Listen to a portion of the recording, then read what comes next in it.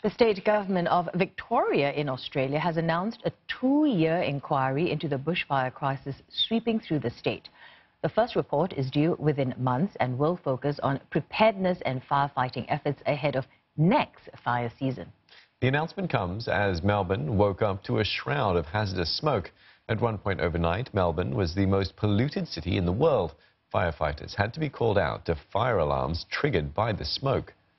A public health warning had to be issued telling people to stay indoors. Now, the soaring pollution levels also interrupted practice for the Australian Open. Matches had to be delayed as players dealt with the heat. Slovenian qualifier Danilia Jakupovic had to retire with breathing difficulties, collapsing in a coughing fit.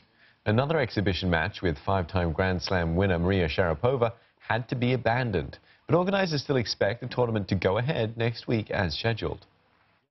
So we have multiple devices across the site and we take into account a number of variables, whether it be visibility, particulate matter. There are different levels of particulate matter, so PM2.5, PM10. And based on those measures, we'll be making a decision across a range based on medical advice as to whether we will play or continue play. Experts have proposed a major new study into the long-term health impact of bushfire smoke. ABC Australia reporter Amy Greenbank has details. Australia's cultural capital, now it's most choked. Probably the last kilometre I've sort of felt it in the chest a little bit. Melbourne today shrouded in smoke, blown in from fires in the state's east. You can tell because the air smells different, and tastes different. Hundreds of false alarms kept firefighters busy as authorities warned residents to don protective masks. If they need to be outdoors, masks do reduce the number of particles, particularly the larger ones. Struggling to breathe has been a familiar feeling in many Australian towns and cities this summer. Poor air quality plaguing residents in Sydney and Canberra. Now, leading pollution experts are questioning the health advice offered. We don't have a lot of evidence about the effect or effectiveness of, for example, masks or air filtration devices. Professor Guy Marks says very little is known about the long-term impacts of smoke, but he plans to change that. This is a new reality that we're living with, and we need to know more about what those health effects are. He's putting together a team of 24 top Australian academics. They're seeking government funding to conduct world-leading research into long-term exposure to bushfire smoke. So far, the only evidence being gathered is hospital admission figures from those presenting here with breathing and asthma problems. And already there's signs that here in New South Wales, admissions were up 30% during the worst weeks.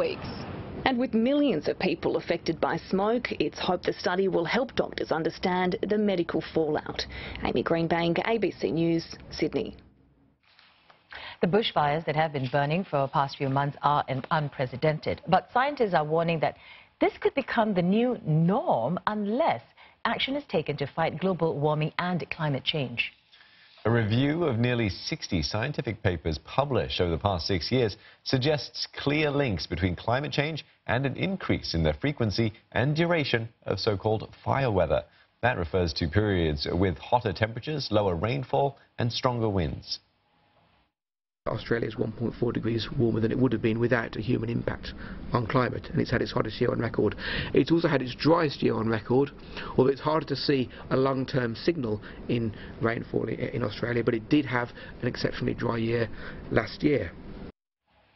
And the damage won't be limited to just Australia. Scientists say that in the past decades, the length of fire weather periods has increased by around 25% in places like the US, Southern Europe and the Amazon. Global temperatures are estimated to rise by 3 to 5 degrees Celsius this century if nothing is done to reduce greenhouse gas emissions. That's 3 times the amount agreed upon in the Paris Climate Accords. But December temperatures in Australia are extreme at the moment, but they are what we would expect to happen on average in a world of nearly 3 degrees global warming. So it tells us what that future might look like. So these it really brings it home to you what it means, what that level of climate change means.